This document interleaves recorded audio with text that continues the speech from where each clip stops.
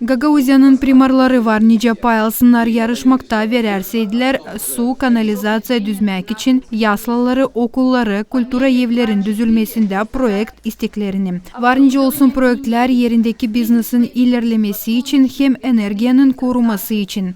Мы заинтересованы, чтобы как можно больше местных органов власти участвовали. Biz meraklıyız ki ne kadar tazide yerindeki kuvvetler payalsınlar yarışmakta hem tarasınlar proyektleri. Ama dil lazım unutma hani bu yarışmak yapıldı ki yeni iyi proyektleri aslıya çıkarma. Teklif ederim payalarsınız. Очень сильно рекомендуем вам участвовать, подготавливать, спрашивать и желаю вам всем успехов.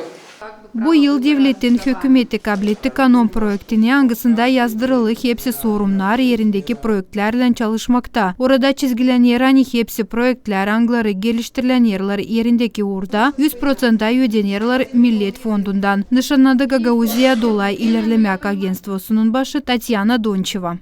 Все объекты должны быть государственной собственности, и по мере реализации проектов они должны... Hepsi obyektler angları payalırlar proyekt yarışmasında lazım devlet temelinde olsunlar. Lazım bilme hani projekt geliştirilendiğinde obyektin statusunu yakışmır değiştirme. Утвердил гид. Это инструкция, по которой мы с вами работаем.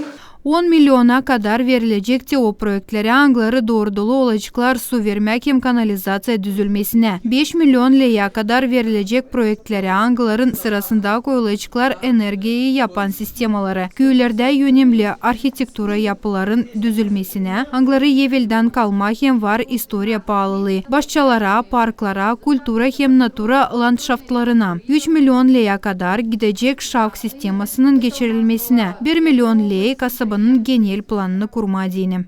Основной целью данного конкурса это укрепление местной социально-экономической сплоченности. Bu yarışmanın baş niyeti sosyal-ekonomik bağlantılarını kavil etme, yardım edecek ilerletme köylere, yaşayanlara verilecek kaliteli devlet hizmeti. Обеспечение доступа граждан к качественным общественным услугам, а также повышение степени использования возможности привлечения инвестиций из внешних источников органов местного публичного управления. Seminarların geçirilmesi yerindeki kuvvetlerin temsilcilerine dini haberlenecek Dolay İlerlemek Agentstvosu'nun internet sayfasında. O zaman nice çekecek yarışmak. Marina Tapal, Yelena Radkogla, Vladislav Tabachuk, Maria Kazaku, GRT Haberler.